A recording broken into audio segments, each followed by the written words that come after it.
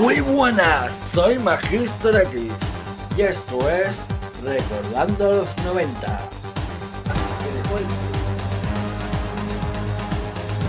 Los 90 fueron una época maravillosa, porque fue la época pionera a lo que conocemos hoy en día. Empezamos hablando de las cintas de cassette.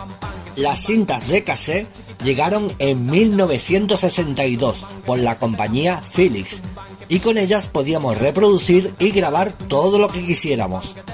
Esto, amigos míos, es una radiocassette, también conocida como loro.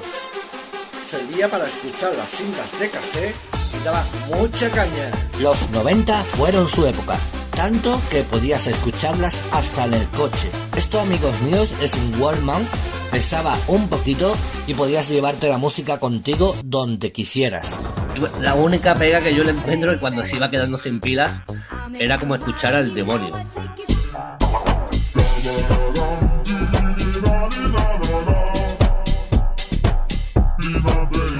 Después de las cintas de cassette llegaron los Discman, reproductores de formato CD.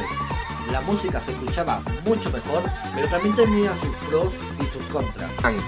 No le pasaba lo que le pasaba a las cintas de cassette, y además el sonido era mucho mejor, era en alta definición.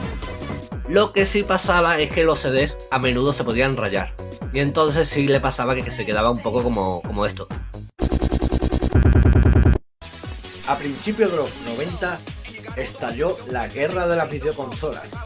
Marcas tan inéditas como Nintendo, PlayStation o Sega Dreamcast.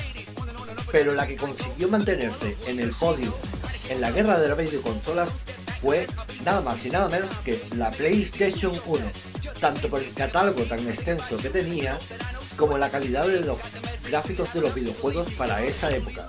Las videoconsolas llegaron al formato portátil y la primera que lo consiguió fue Nintendo con su Game Boy.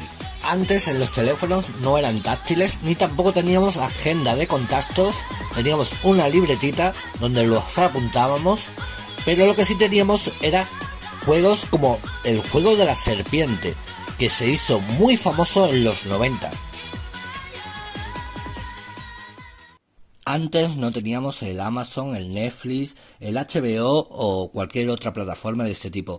Lo que sí teníamos era el Canal Plus, que traía un descodificador para poder ver la señal. El que no lo tenía veía esto en sus pantallas. Y esto es una cinta VHS. Aquí es donde visualizábamos nuestras películas y también podíamos grabar en ellas, en los reproductores de VHS. La señal era analógica, por lo tanto no tenía la calidad que tienen hoy en día los DVD, y al igual que las cintas de cassette, eran la cinta magnética. Desde Asia nos llegaron juguetes tan extraordinarios y divertidos como el Tamagotchi y el Furby. Mezclas el ADN de un pollo con el de un conejo, tendrás un Furby. ¡Buenos días! Los Furbys juegan juntos. ¡Ya está! ¿Y juegan contigo? ¡Hostias! Furby, cada día que pasa, más te sorprende. Otras cosas olvidadas como las gabinas de teléfono, que se podían encontrar en cualquier esquina. El rollo de chicle kilométrico. Y antes las cámaras de fotos no eran digitales. Había estos rollos de película que había que revelarlos para poder sacar las fotografías. ¿Y quién no recuerda los chupetes de la suerte? Las manos locas. O juguetes emblemáticos como los Action Man. Bueno, y termino diciendo, si aún tenéis dudas de que los 90 molaban mucho, teníamos la mejor música y grandes producciones de película, que muchas de ellas son consideradas obras de arte, como Eduardo Manos de Tijeras, verdaderas joyas.